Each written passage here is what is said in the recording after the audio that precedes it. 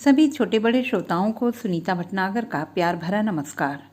Audio stories के हमारे channel कहानी जगत में आप सभी का स्वागत है। आइए सुनते हैं शिवानी जी द्वारा रचित कहानी लाटी। लंबे देवदारों का झुरमुट झुक झुक कर गेठिया सैनिटोरियम की बलैयां सी ले रहा था। कांच की खिड़कियों पर सूरज की आड़ी तिरछी किरणें मरीजों के क्लांत चेहरे पर पड़कर उन्हें उठा देती थीं। मौत की नगरी के मुसाफिरों के रोग जीर्ण पीले चेहरे सुबह की मीठी धूप में क्षण भर को खिल उठते। आज टीबी सिरदर्द और जुखाम खांसी की तरह आसानी से जीती जाने वाली बीमारी है, पर आज से कोई 20 साल पहले टीबी मृत्यु का जीवंत आह्वान थी। भोवाली से भी अधिक मांग तब गेठिया सैनिटोरियम की थी। काठ गोदाम से कुछ ही मील दूर एक ऊंचे पहाड़ पर गेठिया सैनिटोरियम के लाल लाल छतों के बंगले छोटे छोटे गुलदस्ते से सजे थे। 3 नंबर के बंगले का दुगना किराया देकर कप्तान जोशी स्वयं अपनी रोगिणी पत्नी के साथ रहता था। बंगले के बरामदे में पत्नी के पलंग के पास वह दिन भर आराम कुर्सी डाले बैठा रहता। कभी अपने हाथों से टेम्परेचर चार्ट भरता और कभी समय देख देख कर दवाइयाँ देता। पास के बंगले के मरीज बड़ी तृष्णा और चाव से उनकी कबूतर सी जोड़ी को देखते। ऐसी घातक बीमारी में कितने यत्न और स्नेह से सेवा करता था कप्तान जोशी। कभी उसके आनंदित चेहरे पर झुंझलाहट या खीज की अस्पष्ट रेखा भी नहीं उभरती। कभी वह घुंघराले बालों को ब्रश से संवारता बड़े ही मीठे स्वर में पहाड़ी झूड़े गाता, जिनकी मिठास में तिब्बती बकरियों के गले में बंधी बजती रुनकती घंटियों की सी झुनक रहती। पहाड़ी मरीज बिस्तरों से पुकार कर कहते, वाह कप्तान साहब, एक और। कप्तान अपने पलंग से घुली मिली सुंदरी बानों की ओर देखकर बड़े लाड़ से मुस्कुरा देता। बानों का गोरा चेहरा बीमारी से एकदम पीला पड़ गया था और उसकी बड़ी बड़ी आंखें और बड़ी बड़ी हो गई थीं। शांत तरल दृष्टि से वह कप्तान को दिन रात टुकुर टुकुर देखती रहती। विवाह के 2 वर्ष पश्चात यही उनका वास्तविक हनीमून था, जहाँ न अम्मा चाची और ताई की शासन की लगाम थी, न नई बहू के घूंघट की बंदिश। पिंजड़े की चिड़िया आज़ाद कर दी गई थी, किंतु अब उसके कमज़ोर डैनों में उड़ने की ताकत नहीं थी। कप्तान उसकी दुर्बल तप्त हथेली को अपनी कसरती मुट्ठी में बड़े प्यार से दबाकर सहलाने लगता तो उसकी सींक सी कलाई की सोने की चूड़ी सर सर कर कोहनी तक सरक जाती। उन दिनों गेठिया का डॉक्टर एक अधेड़ स्विस था। एक दिन उसने कप्तान को अकेले में बुलाकर कहा, कप्तान, तुम अभी जवान हो, यह बीमारी जवानी की भूखी है। मैं देख रहा हूँ तुम जरा भी परहेज नहीं करते। मरीज की भूख को दवा से जीतना होगा, मोहब्बत से नहीं। क्षण भर को सब कुछ समझकर कप्तान लाल पड़ गया। उसके बूढ़े पिता के भी कई पत्र आ चुके थे और माँ ने रो रो कर चिट्ठियाँ डाल दी थीं। मेरे 10-20 पूत नहीं हैं बेटा, यह बीमारी सत्यानाशी है। पर कप्तान पहले की तरह अलमस्त डोलता।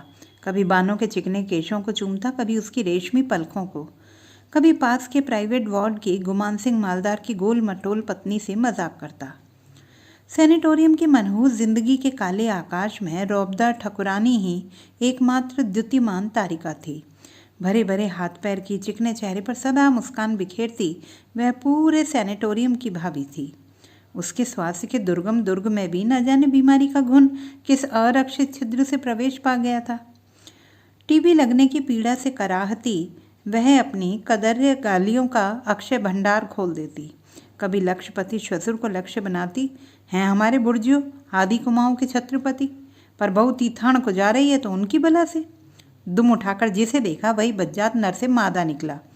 ऐ शाबाश, क्या पंच के स्टैंडर्ड का सेंस ऑफ ह्यूमर है भाभी, तबीयत बाग बाग कर दी, कप्तान कहता। एक मेरा खसम है साला, पी के धुत होगा किसी गोरी मैम को लेकर। 2 महीने से हरामी झांकने भी नहीं आया। दाढ़ी जारे की ठठरी उठेगी तो मजाल मैं भी सुहाग उतारूं, वह फिर कहती। क्यों भाभी, क्यों कोस रही हो, कप्तान हंसकर कहता। प्रौढ़ा नेपाली भाभी की सदाबहार हंसी से खिलखिलाती आंखें छलक उठती। शाबाश है कप्तान बेटा, तुझे देखकर मेरी छातियों में दूध उतर आता है। कैसी सेवा कर रहा है तू। और एक हमारे हैं कुतिया के जने, मिलें तो मूछें उखाड़कर हरामी के मुंह में ठूंस दूं। कप्तान हंसते हंसते दोहरा हो जाता। मूछें उखाड़कर मुंह में ठूंसने की बात कुछ ऐसी जम जाती कि वह भागकर बानों को सुना आता। नेपाली भाभी के पति की असंख्य मोटरें अल्मोड़ा नैनीताल को घेरे रहती। चाय के बगीचों का अंत नहीं था, किंतु उनके वैभव ने पत्नी के प्रति प्रेम और मोह की बेड़ियां काट दी थीं। 1 वर्ष से वे एक बार भी उसे देखने नहीं आए। एक दिन कप्तान ने देखा नेपाली भाभी की खांसी बहुत ही बढ़ गई है। खांसी का दौरा सा पड़ा और कप्तान भागकर देखने गया तो देखा रक्त के कुंड के बीच नेपाली भाभी की विराट गेहूं देह निष्प्राण पड़ी थी। पति की मूछों को उसके मुंह में ठूंसने का स्वप्न अधूरा ही छोड़कर भाभी चली गई थी। कुछ दिन तक कप्तान उदास हो गया। बानों की बड़ी बड़ी आंखों में भी उदासी के डोरे पड़ गए। जब ऐसी हंसती खेलती लाल लाल भाभी को मौत खींच ले गई तो हड्डियों का ढांचा मात्र बानो तो हवा में उड़ती रुई का फाहा थी। भाभी की मौत आकर जैसे उन दोनों के कान में कह गई थी कि जिंदगी कुछ ही पलों की है। उन अमूल्य पलों के अमृत स्वरूपी रस की अंतिम बूंद भी उन दोनों को छोड़ना मंजूर न था। नित्य निकट आती मौत ने बानों को चिड़चिड़ा बना दिया, पर जैसे इकलौते जिद्दी दुर्बल बालक की हर जिद को स्नेहमयी माता हंस हंस कर झेल लेती है, वैसे ही कप्तान हठीली बानों की हर जिद पूरी करता। कभी वह खिली चांदनी में बाहर जाने को मचलती तो वह अपने खाकी ओवरकोट में उसे लपेटकर अपनी देह से सटाए लंबे चीड़ की छाया में बैठा रहता। बानो को विवाह के ठीक तीसरे ही दिन छोड़कर उसे बसरा जाना पड़ा था। उन 3 दिनों में खाकी वर्दी में कसे 6 फुटे शरीर और भरी भरी मूछों को देखकर बानो उससे जितना ही कटी कटी छिपी फिरती, वह उसे पाने को उतना ही उन्मत्त हो उठता। उसे देखते ही वह अपनी मेहंदी लगी नाजुक हथेलियों से लाज से गुलाबी चेहरा ढांक लेती। दूसरे दिन बड़ी कठिनता से कप्तान उसके मुंह से धीमी फुसफुसाहट में उसका नाम कहलवा पाया था। बहुत धीमे स्वर में ही प्रणय निवेदन की भूमिका बांधनी पड़ी थी, क्योंकि पास ही के कमरे में ताऊजी लेटते थे। क्या नाम है तुम्हारा? उसकी तीखी ठुड्डी उठाकर कप्तान ने पूछा था। बानो। उसके पतले होंठ हिलकर रह गए। राम राम, मुसलमानी नाम? कप्तान ने हंसकर छेड़ दिया। सब यही कहते हैं, मैं क्या करूं? बानो की आंखें छलक उठी। मैं तो तुम्हें छेड़ रहा था, कितना प्यारा नाम है। पहाड़ी नाम भी कोई नाम होते हैं भला? सरुली, परुली, रमा, खष्टी। वह बोला। कितने साल की हो तुम बानो? इस आषाढ़ में मुझे 16वां लगेगा। बानो ऐसे उत्साह से बोली जैसे उसने आधी जिंदगी पार कर ली हो। कप्तान का दिल भर आया। अपनी खिलौने सी बहू को उसने खींचकर हृदय से लगा लिया। पहले वह ताऊ और पिता से सख्त नाराज हो गया था। कहाँ वह ठसकेदार बांका कप्तान और कहाँ हाई स्कूल पास छोकरी को पल्ले बांध कर रख दिया। पर बालिका बानो की सरल आंखों का जादू उस पर चल गया। तीसरे दिन ही उसे बसरा जाना था। कप्तान बानो से विदा लेने गया तो वह कोने में बैठी छालियां कतर रही थी। उसकी पलकें भीगी थीं और पति की आहट पाकर उसने घुटनों में सिर डाल दिया। झट से झुककर कप्तान ने उसका माथा चूम लिया, उसका गला भराया। 3 दिन की ताज़ा सुंदरी नववधू को इस तरह छोड़कर जाना कप्तान को दुश्मन की गोलाबारी से भयंकर लगा। इसके बाद 2 वर्षों तक कप्तान युद्ध की विभीषिका में भटक गया। बर्मा और बसरा के जंगलों में भटक भटक कर उसके साथी वहशी बन गए थे। गंदे अश्लील मजाक करते। फौजी अफसरों में कप्तान ही सबसे छोटी उम्र का था। बर्मा के युद्ध से स्तब्ध सड़कों पर चपल बर्मी रमणियों के कुटिल कटाक्षों का अभाव नहीं था। फिर भी कप्तान अपनी जवानी को दांतों के बीच जीभ सी बचाता सेंत गया। 2 साल बाद घर पहुंचा तो दुनिया बदल चुकी थी। उन 2 वर्षों में बानो ने 7 ननदों के ताने सुने, भतीजों के कपड़े धोए, ससुर के हौज बिने, पहाड़ की नुकीली छतों पर 5-5 सेर उड़द पीस कर बड़ियां तोड़ी। कभी सुनती उसके पति को जापानियों ने कैद कर लिया है, अब वह कभी नहीं लौटेगा। सास और चचिया सास के व्यंग्य बाण उसे छेद देते। वह घुलती गई और एक दिन शय का तक्षक कुंडली मारकर उसकी नन्ही सी छाती पर बैठ गया। उसे सैनिटोरियम भेज दिया गया था। दूसरे ही दिन कप्तान बानो को देखने चल दिया तो घर वालों के चेहरे लटक गए। गेठिया पहुंचा और एक प्राइवेट वार्ड के बरामदे में लेटी बानो को देखकर उसका कलेजा उछलकर मुंह को आ गया। 2 वर्षों में बानो घिसकर और भी बच्ची बन गई थी। कप्तान को देखकर उसकी तरल आंखें खुली ही रह गईं। फिर आंसू टपकने लगे। कहने और कैफियत देने की कोई गुंजाइश नहीं रही। बानो के बहते आंसुओं की धारा ने 2 साल के सारे उलाहने सुना दिए। दोनों ने समझ लिया कि मिलन के वे क्षण मुट्ठी भर ही रह गए थे। उन दिनों सैनिटोरियम में एक अत्यंत क्रूर नियम था। रोगियों को उनकी अंतिम अवस्था जानकर उन्हें घर भेज दिया जाता। सैनिटोरियम में मृत्यु का प्रवेश सर्वथा निषिद्ध था। नेपाली भाभी की मृत्यु के बाद कप्तान और बानो मातम में डूब गए, पर चौथे दिन वे फिर हनीमून मनाने लगे। अपनी साड़ियों का बक्स निकलवा कर बानो ने कई साड़ियों पर इस्त्री करवाई। बड़ी देर तक दोनों ने पेशेंस खेला, पर शाम होते ही बानो मुरझाने लगी। दिन भर उसे दस्त आ रहे थे और टीबी के मरीज को दस्त आना खतरे से खाली नहीं होता। डॉक्टर दलाल आया। उसने कप्तान को बाहर ले जाकर कमरा खाली करवाने का नोटिस दे दिया। कल ही ले जाना होगा। I give her 2 to 3 days, इससे ज़्यादा नहीं बचेगी। कप्तान का चेहरा सफ़ेद पड़ गया। घर जाने का प्रश्न नहीं उठता था। 3 रस भरे महीनों की मीठी धरोहर को वह घर की कड़वाहट से अछूता ही रखना चाहता था। भोवाली के पास ही एक चाय की दुकान के नीचे साफ सुथरा कमरा मृत्यु का पासपोर्ट पाए बानो जैसे अभागे मरीजों के लिए सदा बाहें फैलाए खुला रहता था। सैनिटोरियम छोड़कर हम कल दूसरी जगह चलेंगे बानो, यहाँ सारी तबीयत बोर हो गई है।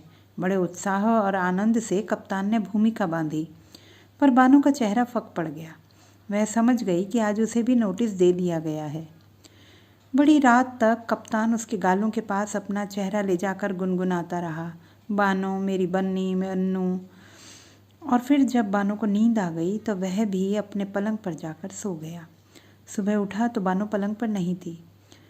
सोचा घिसटती बाथरूम तक चली गई होगी। जोश आने पर वह काफ़ी दूर तक चल लेती थी। बड़ी देर तक नहीं लौटी तो वह घबरा कर उठा। बानो कहीं नहीं थी। भागकर वह मरीजों के पास गया। डॉक्टर आया, नर्सें आईं, चौकीदार आया, पर बानो कहीं नहीं थी। सैनिटोरियम में आज पहली बार ऐसी अनहोनी घटना घटी थी। दूसरे दिन बड़ी दूर रथी घाट पर बानो की साड़ी मिली थी। मृत्यु के आने से पूर्व वह अभागी स्वयं ही भागकर मृत्यु से मिलने चली गई थी। इसमें कोई संदेह नहीं रहा कि बानो ने डूबकर आत्महत्या कर ली थी। शोक से पागल होकर कप्तान उसकी साड़ी को छाती से चिपटाए फिरता रहा, किंतु मर्द की जवानी जाड़े की भयंकर लंबी रात के समान है जो कांटे नहीं कटती। एक ही साल में उसका फिर विवाह हुआ। अब के ताऊ और पिता ने खूब ठोंक पीट कर बहू छांटी, ऊंची, अगली, गोरी और MA पास।